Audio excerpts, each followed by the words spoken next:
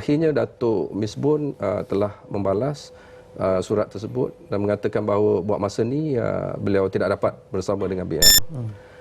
Atas alasan apa tu? Atas alasan peribadi. Okey. Kita hormat keputusan dia. Yeah. Tetapi sebagaimana yang Cik Dollah katakan tadi, Datuk Seri Jalani katakan tadi, kita memerlukan kepakarannya. Yeah. Sekiranya beliau mengubah fikirannya untuk bersama-sama dengan kita, kita terima dengan tangan terbuka.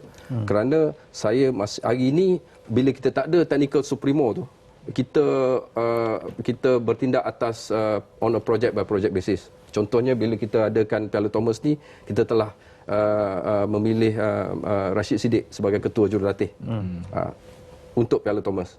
Dan kita berharap satu hari nanti orang macam Datuk Misbun datang ke BAM dan kita technical supremo ni macam Pak Jumbong dengan the Japanese team kan. Kita ada pemisahan. Kita tak nak hari ni pengurusan sibuk dengan kejurulatihan. Contohnya kita, because we are not the expert, kita boleh membantu dari segi pengurusan. Datuk Seri sendiri mungkin ada rancangan untuk bersama BAM dan membantu membentuk satu pasukan beregu yang terbaik selepas ini? Untuk saya memang mustahil lah, kerana saya memang tak sabar tu kan. So jadi nak jadi coach ni dia perlu kesabaran yang tinggi, perlu komitmen, perlu daya saing yang tinggi, kerana bukan hanya pemain tetapi kita juga sebagai, let's say kalau sebagai coach, kita harus menunjukkan satu dedikasi yang tinggi. Kerana apa yang saya lihat, contoh macam Datuk Misbun, dia ada 2 video, dia tengok opponent punya weaknesses dengan kekuatan. Contohnya macam dulu apa yang dia tunjuk saya lah masa Datuk Lee Chong Wei tu kan. Kerana Chong Wei tidur, dia masih buat kerja. So itulah jurulatih ya, kerana dia nak mempermudahkan lagi untuk pemain tu apabila besok dia bermain lagi. So jadi itulah ciri-ciri sepatutnya kalau kita nak bercakap macam kita, let's say kita cakap tu nak melihat KPI coaches. Kerana dia perlu ada contohnya satu orang, contohnya kita cakap orang yang pakar macam Pak Jubong, dia boleh menyelaraskan.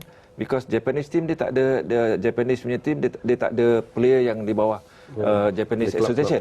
Dia semua sistem club. Jadi dekat situ itulah kepakaran Pak Jubong. Dia pergi ke seluruh klub, dia tengok yang mana, lepas tu klub-klub dia punya komitmen, maka di situlah dia punya key point dia, macam mana dia nak mendapatkan satu tim yang terbaik dengan, kerana di kelab-kelab dia orang punya all coaches yang international. Masing-masing ada komitmen masing-masing. Jadi dekat sini pula macam contohnya apa yang saya lihat lah.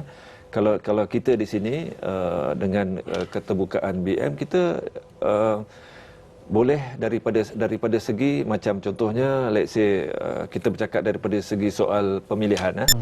Apa yang macam saya di luar dengar tu apa semua kan. Jadi bila saya dapat jumpa Datuk ni, kita boleh besok lebih terbuka lagi lah. Contohnya macam kita bercakap play di luar, yang bercakap contohnya soal di Malaysia ni, dia orang tak ada kelab tu yang mana betul-betul daripada bawah train players and send for international tournament. Hanya keluar dapat sponsor, tak terus pergi. Okey, Datuk Seri, boleh saya menjelah? Apa ni? Okey, kita selepas kita tewas kepada Jepun ya, kerana Piala Thomas, kita terdengar seorang anak watan daripada Malaysia, Izzuan Ibrahim. Dengan kabarnya dia ni daripada Nusa Mansuri dan dihantar ke Jepun untuk membimbing pemain remaja. Antara anak bimbingnya Kento Momoto, Momota. Okey. Jadi boleh Datuk Seri kongsikan kita? Sebenarnya Izzuan ni sebenarnya dia bekas pemain, dia daripada Kelantan kan, bekas pemain badminton juga, yang mana anak didik Datuk Misbun sendirilah. Dia daripada tu dia cikgu. So lepas tu Jepun, klub Ehime ni dia nakkan coach daripada Nusa yang kita recommend. So maka oleh sebab tu, maka recommendation daripada Datuk Misbun, yang mana dia dah lihat kesungguhan Izzuan ni semua dengan daripada segi keinginan dan disiplin dia. Jadi dekat situ kita hantar dia untuk testing sebenarnya 2 tahun di sana. Tetapi apa yang kita lihat apabila lepas tahun saja, dengan komitmen tinggi dia, dengan always exchange technical training method apa semua daripada Datuk Bun, maka diguna pakai di kelab Ehime itu. So dan bila di kelab Ehime itu, yang mana diorang ni mohon Izzuan untuk membantu untuk junior program di Jepun. So jadi saya lihat dekat situ bukan hanya daripada kesungguhan dia, pengalaman dia juga, dan dia sebagai pemain dia boleh sparring, dan dia juga ada program yang mana dapat sedikit daripada Datuk Bisbun, maka secara tak langsung dianya membuahkan hasil.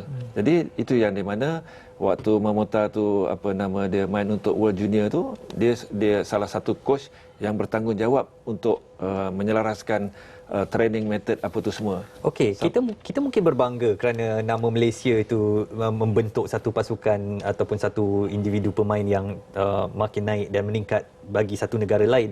Tetapi persoalan saya kepada Datuk Nozar, macam mana kita boleh terlepas orang ini di dalam pasukan kita untuk membentuk pasukan negara kita sendiri? Saya rasa bukan masalah terlepas. Kita ni kuasa besar badminton. Ramai daripada tenaga-tenaga pakar kita digunakan di negara-negara lain. Cuma yang lebih penting hari ini di peringkat BAM ialah untuk kita melahirkan satu organisasi yang secara konsisten dan objektif dapat melahirkan pemain-pemain bertaraf dunia. Kalau kita kita lihat, kalau sistem kita betul, kejurulatihan kita betul, Izzuan is an individual. So kalau kita ada institusi kita yang kuat, kejulatan kita yang kuat, macam saya kata tadi, objektif, tak ada bias, siapa saja yang bagus kita dapat bimbing. Contohnya daripada junior bawa kepada senior. Sistem tu yang kita perlu lahirkan, yang mengambil kira ramai pemegang taruh ataupun stakeholder yang saya katakan tadi. Progress sistem tu, Datuk. Ya. Apakah progress dia sekarang? Progress sekarang baik. Sebab tu saya bila kita lihat apa yang berlaku pada Piala Thomas ni, kalau hari tu Jepun lawan Malaysia dekat Stadium Putra contohnya, I think the Piala Thomas is us. Betul. Macam mana tahun 1992. Cuma nasib kita mungkin bila tiap-tiap kali kita lawan Korea kita underdog. Bila kita lawan Denmark kita rasa kita underdog lagi. Bila kita lawan Indonesia kita rasa lagi underdog. Tapi bila kita lawan Jepun dah kalahkan China dan kita rasa Jepun ni lagi senang daripada China, mungkin there's an element of overconfidence there. Yang akhirnya menyebabkan kita kalah. Tetapi apa pun, macam saya katakan tadi, ialah ini satu permulaan yang baik. Bahawa ia pencetus kepada, kalau kita perbetulkan sistem kita dan kita menggarap lebih ramai lagi pemain-pemain di akaumbi untuk berminat, ataupun kelab-kelab dan komuniti yang lain untuk sama-sama membantu melahirkan pemain, kita akan berada di sana. Saya yakin dan percaya.